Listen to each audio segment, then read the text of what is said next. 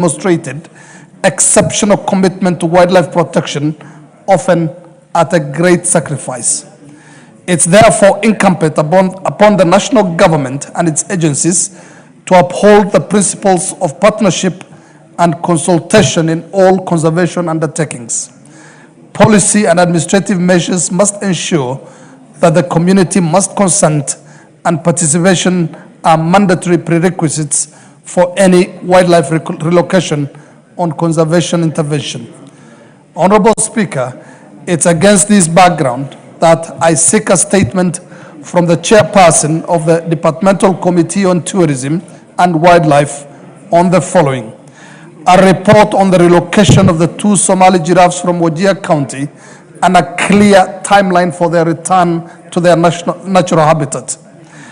Number 2, measures being taken to ensure transparency and accountability in KWS decisions regarding wildlife translocation, including disclosure of any private entities involved in this particular case, and also measures being taken to establish an inclusive framework for wildlife management that recognizes community partnership, participation, and equitable benefit sharing. I thank you, Honorable Speaker.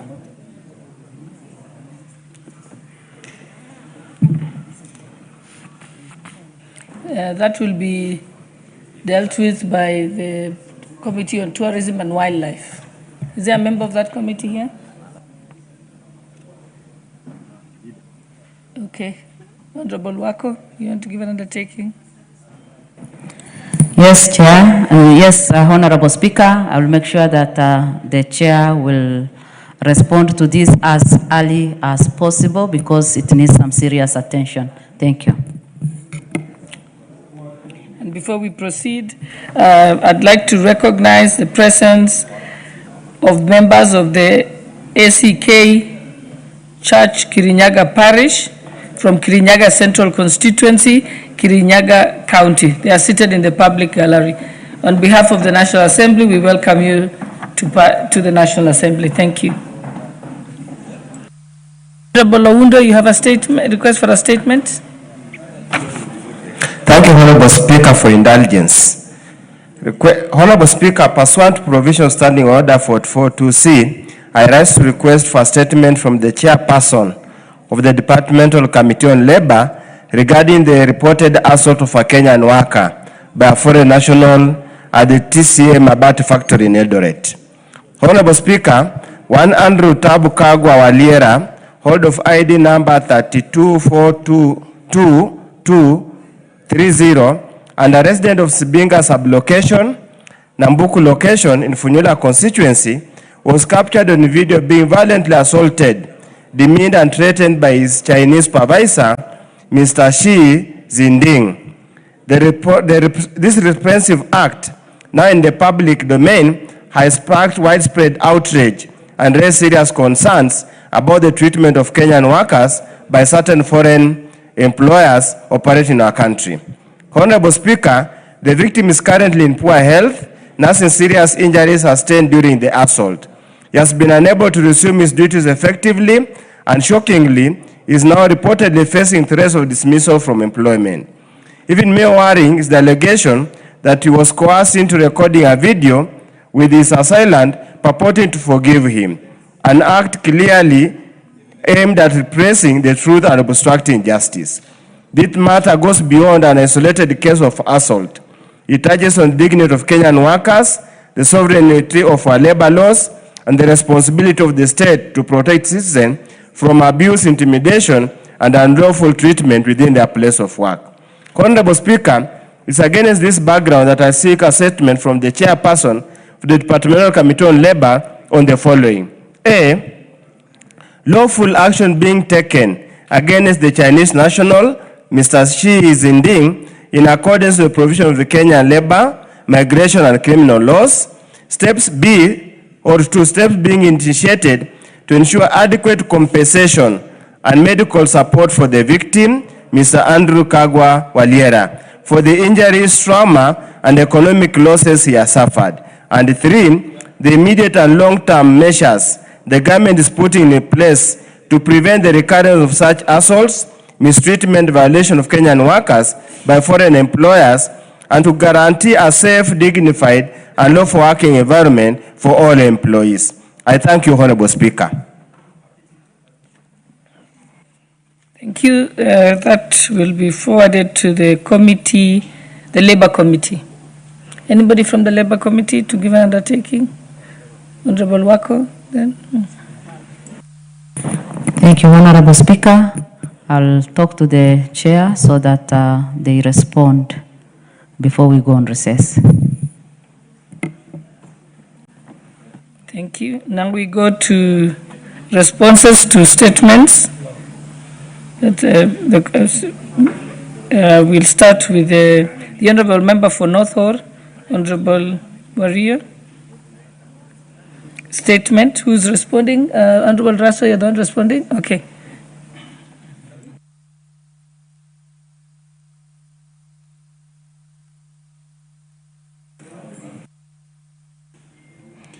Thank you very much, Madam Speaker.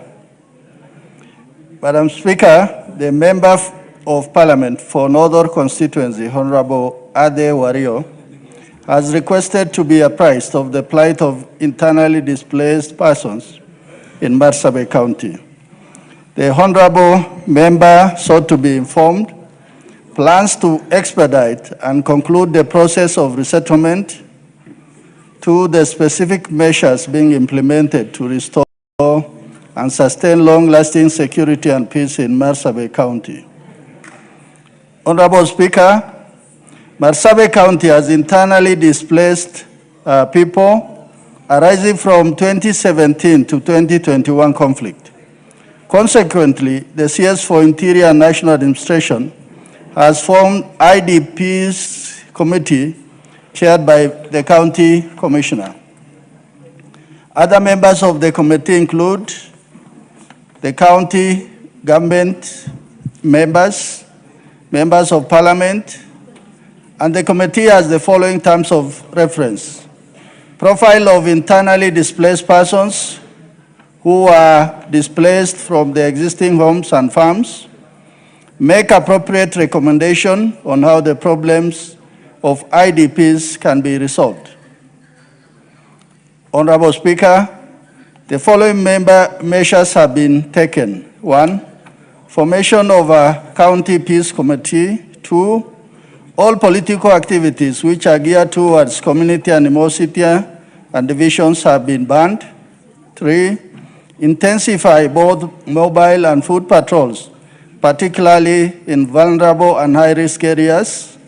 4, establishing temporary checkpoints along key route and access point to monitor movement and intercept any highway criminal activities, enhance surveillance, and ensure a quick police response. And 5, revitalization of community policing committees to strengthen collaboration between law enforcement agencies and local communities. And 5, community engagement and public sensitization through public barasas and consultative forums to sensitize residents. Signed by Honorable Kipchumba Murkomen, EGH, Cabinet Secretary for Interior and National Administration. Honorable Speaker, I beg to submit.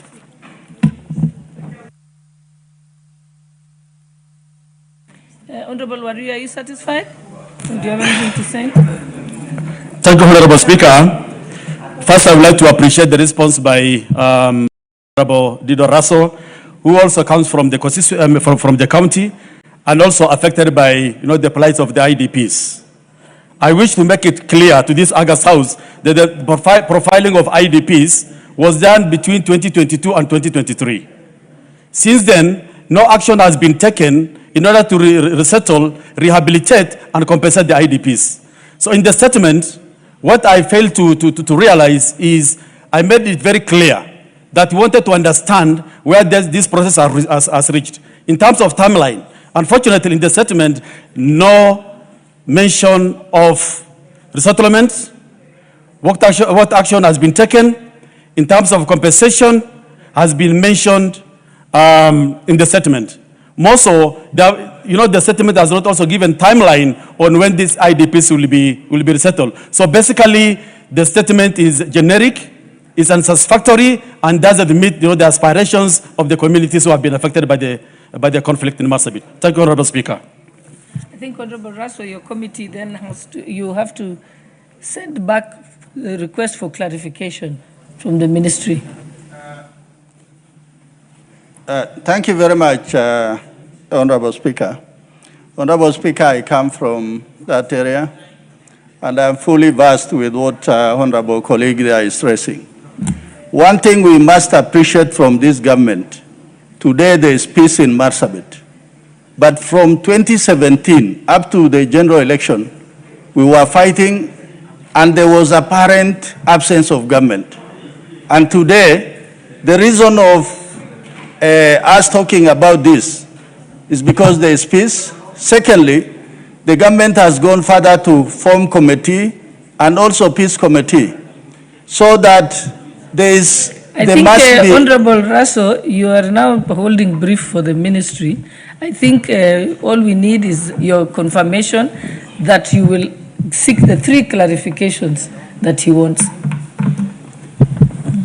Thank you very much, Madam Speaker. Well guided. Okay, there's another response also to another question by the member for insecurity in North Hall. Honorable Russell, you have the response. Thank you very much, Madam Speaker. Madam Speaker, the member of Parliament for Northern constituency, Honorable Adewario, has requested to be apprised of the status of insecurity in Northern constituency. The Honorable member sought to be informed, 1, status of investigation into attacks against constituents of Northern, particularly in Shur, Awaye, Balesbura, Basic, Sarimo, and Korka. 2, the long-term measures being implemented to restore and sustain long-lasting security and peace. Honorable Speaker, the following incidents were reported in Northern constituency in the recent past. 1 is livestock theft within Korka sublocation. On 1st March 2024, it was reported at Northern Police Station that Gabra herders who were grazing in the Lolo Ade area could not account for their 46 camels. The SOM was booked in OB 080103-2024. The police officers joined the herders in the search. They later established that the camels had crossed into Loyangalan sub-county through Moite, an area predominantly inhabited by the Turkana community. Subsequently, security and peace committees from both Northern and Loyangalan convened a meeting with Turkana elders, urging them to engage their kinsmen to release the stolen camels. The meeting yielded positive result, leading to surrender of 27 camels and 4 calves at Gas ASTU camp, which were later handed over to their rightful owners. However, the Turkana elders maintained that the Gabra community had overstated the number of missing camels.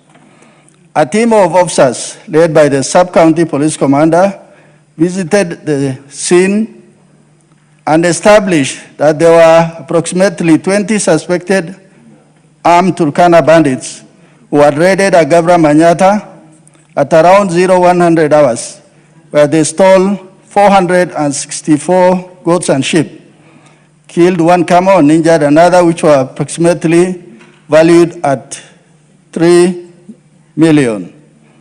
The stolen livestock were driven towards the Dakar area of Loyangalan sub-county, and subsequently a joint multi-agency security operation was mounted in the Moite area, leading to recovery of 142 goats and sheep. Thereafter, there was a reconciliatory peace meeting led by the Northern Sub-County Security Intelligence Committee. The Sub-County Security and Intelligence Committee has confirmed that Sarimo area, which is within Chargulo's sub-location of Northern location, remains a security hotspot owing to its expansive grazing fields and a single major water point contested by the Gabra and Turkana communities. Madam Speaker, the other incident reported is theft of livestock in Shur area. On 25 November 2024, a report was made at Shur Police Post. 150 camels were stolen and one person fatally injured. The report was booked by OB02 25/11/2024. Police officers, with the support of local residents, recovered all the stolen camels and returned them to their rightful owners. The third is